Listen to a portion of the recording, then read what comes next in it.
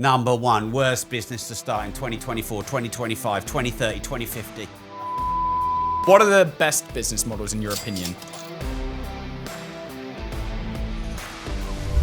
As a multimillionaire with over 20 years of experience, I want you to blind rank the worst business models. All right, how many have you got for me? 7. 7. So 1 is worst, 7th is 7th worst. Yeah. All right, because 7 isn't going to be best, is it? No. But just for fun, if anyone can guess exactly how much silver is here in the monetary value, not the weights value, then I'll give some of it away. But you have to get it exactly right, how much I paid for it when I paid for it, which was recently. And we've got 1 ounce coins, 1 kilo bars, 5 kilo bars. Boom. All right, there Win you some go. free silver. All right. Clothing brand. 5, A gym. 4, A restaurant. 1. Like, why? Why? Short form video editor. 6, Estate agent. 3, Laundromat. 2. And social media agency. Oh, 7. That's. I have nailed the shit out of that. I honestly probably would have ranked that even if it wasn't blind exactly like that. All right, 7. Social media agency. Why did you rank that 7? Well, it was the only one left, so it was a lottery. But actually, I would definitely have it as one of the best of the worst because everyone's on social media. And yeah, all right, there are a load of shit agencies out there and there's a lot of people doing stuff on social media that isn't working. But you've literally got a global audience, billions of potential customers. You don't need offices, premises, stock, overhead, so it can be lean. You just have to get good at social media and figure out what people need and sell it to them. So that's how I would have said that, or social media editor was the best. So social media editor number 6? Number 6. Because it's lean, fast. Like if you're 16 years old, you can set up a business as a social media editor. All you need is your phone, and you can use apps in app. So you can edit for people on TikTok in TikTok. Or you can obviously use the decent like CapCut or whatever. You can do it, don't need to go to college, don't need any qualifications. So those two, yeah, the best of the worst. What do you think the most important skills are for somebody starting a social media agency or an editing? I would say just be on social media and know it really well. Because the better you know social media, the easier it is for you to sell that knowledge to other people. So, for example, know what creates virality, know how to retain and get retention, know what creates engagement. Just think about what everyone wants on social media. They want engagement, they want virality, they want engagement, they want monetization. So just get good at those 4. And an easy way to do this is to just look at what you like to consume and why you like to consume it and why you stay on it and why you click and why you share and why you comment and debrief that. So you're almost your own researcher. And then just follow the big gurus. And there are even now people teaching it. How important do you think sales is as a skill if you want to start either of those? Mark Cuban, billionaire, said, sales cures all. Other than a venereal disease, I don't think sales can cure that. Sales cures all. And I completely agree with that. I've got clients I'm helping and they're like, oh, Rob, shall I just do a rebrand? No, sell more. Oh, Rob, shall I just make my store look better? No, sell more. Oh, Rob, shall I redo the logo? No, sell more. Sales cures all. Doesn't even matter what the question was. That's the answer.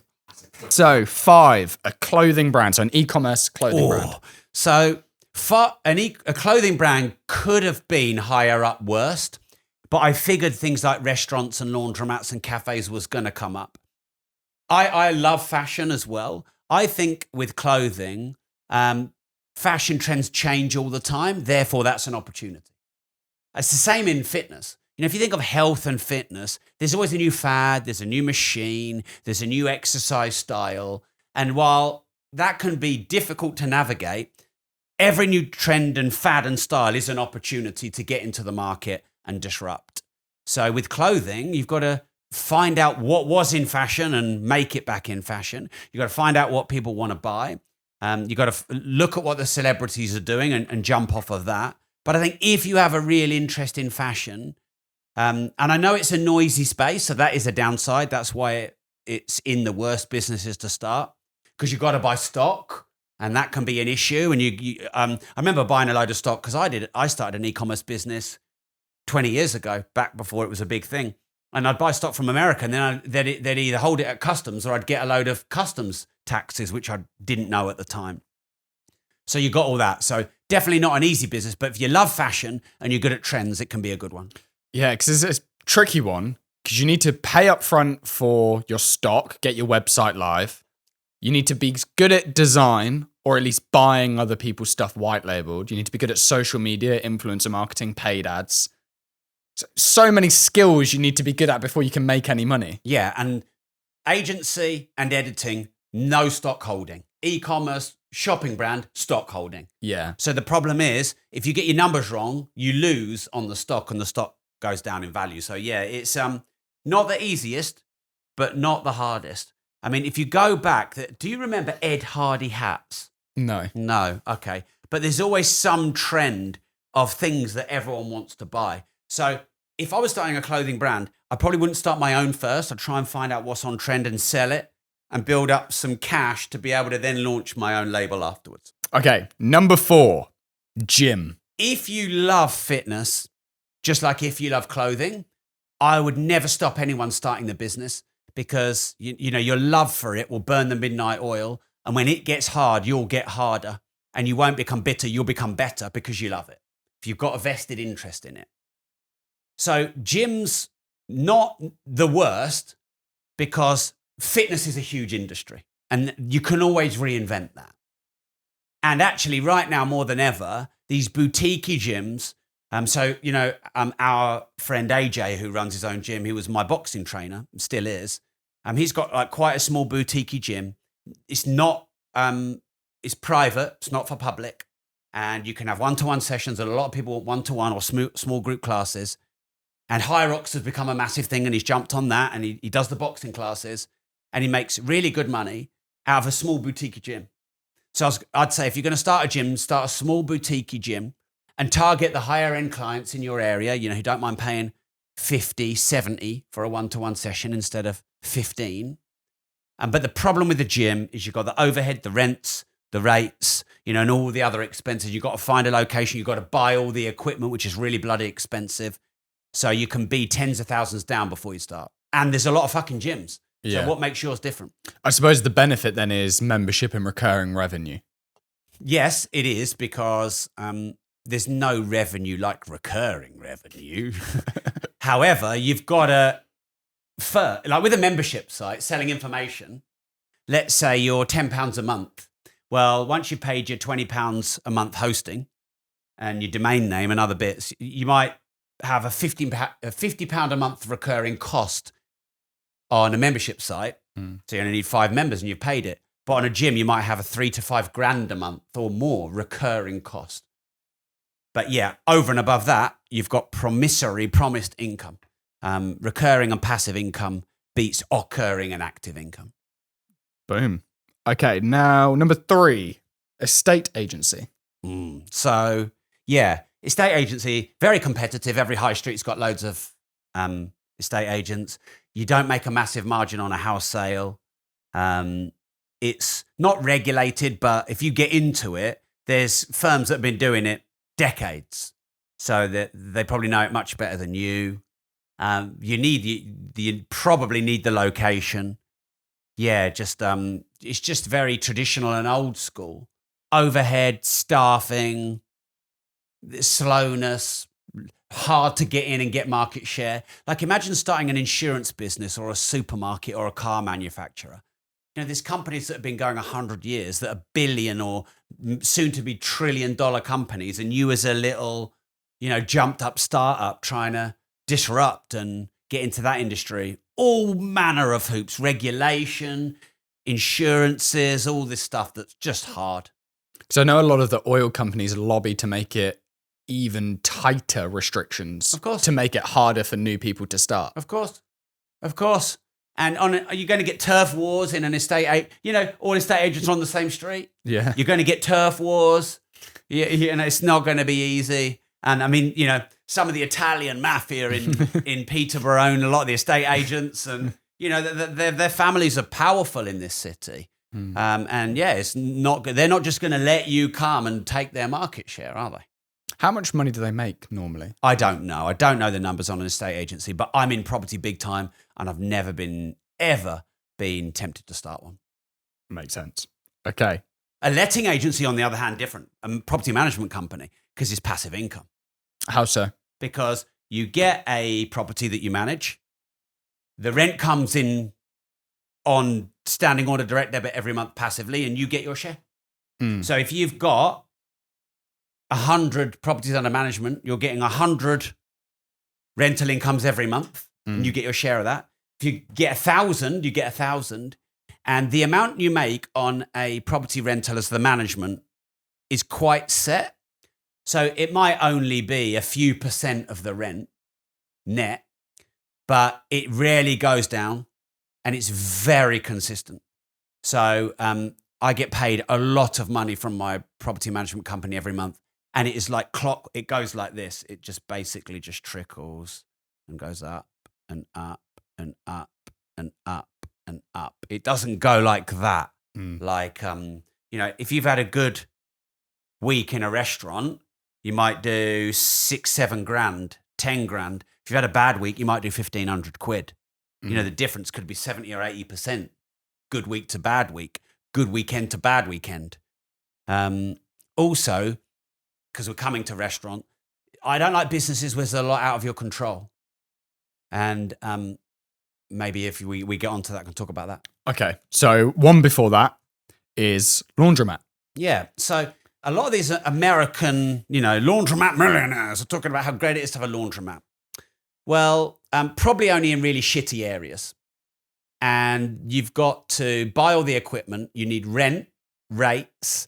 Do you know business rates, even for a new business, can be 60 grand a year? The rates are outrageous, the business rates. Of course, they don't tell you about that. Security, because, if you're using coin operated, which could be a benefit, that might get nicked. Okay, a lot of them probably got the tap. You've got maintenance. They probably don't tell you about that on all the washing machines and dryers. And how many people are actually going to come through? How much volume are you actually going to get? What about theft? What about damage? A lot of people talk about car washes, don't they? But unless you want to wash the cars yourself, you're going to have theft. What do you mean? Well, if you're hiring cheap labor to clean the cars for you, what's to stop them pocketing some of the money? Because they're normally all done through cash. So what's to stop them pocketing the money? Unless you've got really good systems to track everything, which costs a lot of money. Like if you wanted a Subway franchise, they'll put a camera there, a camera there, a camera there, a camera there, and a camera up there. They're literally, because they know that the biggest wastage is theft. So yeah, just probably not quite as sexy as a lot of people make it out to be. Now, if you could own all the real estate, would I own 100 laundromats and own the buildings and the real estate of all the laundromats? That's something else. Because McDonald's, its biggest business is real estate. Because of I don't know how many McDonald's there are. Google it. How many McDonald's restaurants are there in the world? I bet it's like, 50,000? 45,000. Way, I'll win the silver. I'll win the silver, motherfuckers. I'll have to find out the company soon, but there's a company that does all of the washer dryers for all of the student accommodation in the UK. Right. I think it's called Circle, and they do all of them. So they've got market share. Yeah. So that means you ain't getting in. Yeah. Well, number one, you have scale, which means you can offer them cheaper. And number two, they have power. But I bet you those student washing machines and tumble dryers are more industrial. They're huge. Yeah. Because like when students get pissed, what do? Trash everything. Yeah. I know I was one. So yeah, this often isn't talked about with laundromats. I found the number one laundromat for student accommodation in the UK. They're called Circuit Laundry. In 2022 is the last figures I can find. 40 million in revenue, pounds, and 3.6 million pounds in profit. Okay. How long have they been going? Over 10 years. Right. So not bad. Not a bad business. Does that mean I was wrong to knock laundromats? Or does that just make it harder to get into? They're pretty much the only one. Right. There you go. Okay, so number one. Number one, worst business to start in 2024, 2025, 2030, 2050, 2172, a fucking restaurant. Why? Well, you need a location.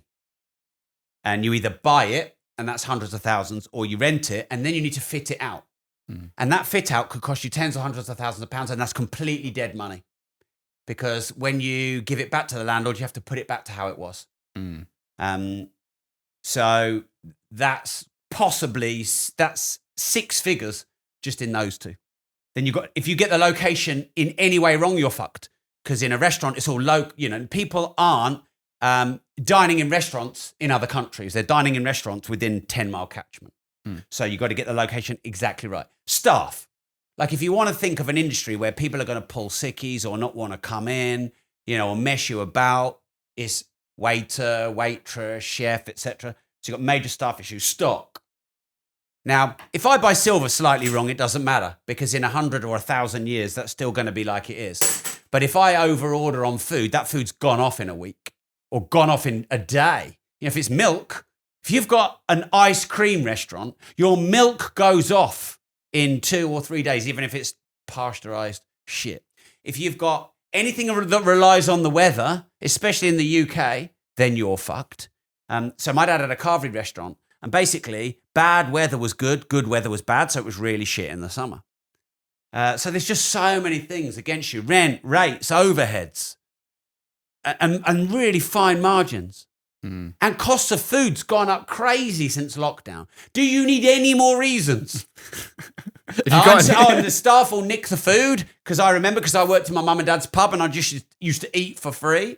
I used to take steaks home with me, and probably dip the hand in the till and nick out the till. I mean, fucking hell, they're the worst. Yeah, sound shit. You've put me off. Yeah. Okay, so what are the best business models in your opinion this year? Low cost, high speed, low friction, globally, infinitely scalable, the quickest to set up, no stock holding, no staffing, low and no fixed costs that you can do anywhere in the world that only rely on internet connection and needing a phone. So I would say that's the concept. High agility, high ability to test quickly and change, adapt, evolve if required. And so the best form of that is probably information, content, courses, masterminds, masterclasses, online, face-to-face, passion into profession, content into cash flow. Starting an online agency, so content agency, media agency, editing agency, publishing agency, podcast guest acquisition agency. Say that's really good. You've got to do that well, though. There's a lot of shit agencies, but then there's a lot of shit content creators. There's a lot of shit gyms. There's a lot of shit restaurants. And then the third I would say is AI. So AI is going to wipe out a lot of jobs, but it's going to create a lot of jobs too. It's going to wipe out the low skill level jobs, but it's going to create a lot of jobs on people operating AI.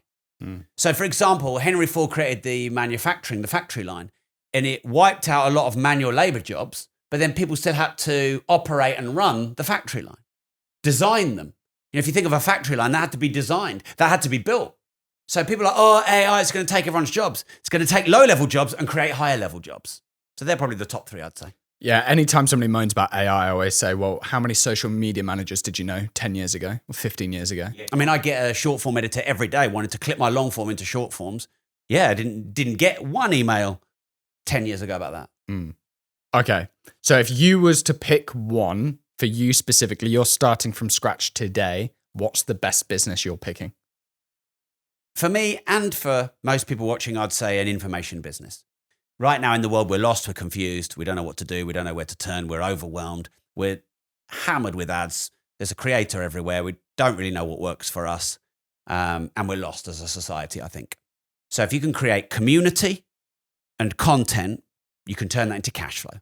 So what you need to do is just figure out what you know, what you love, what you're really good at, what you've done a long time, and then some quick testing to see if there's a market for that. And there's usually a market for that because there's usually a market for every niche. Otherwise, it wouldn't be a niche. And then start. Simple. Boom. All right.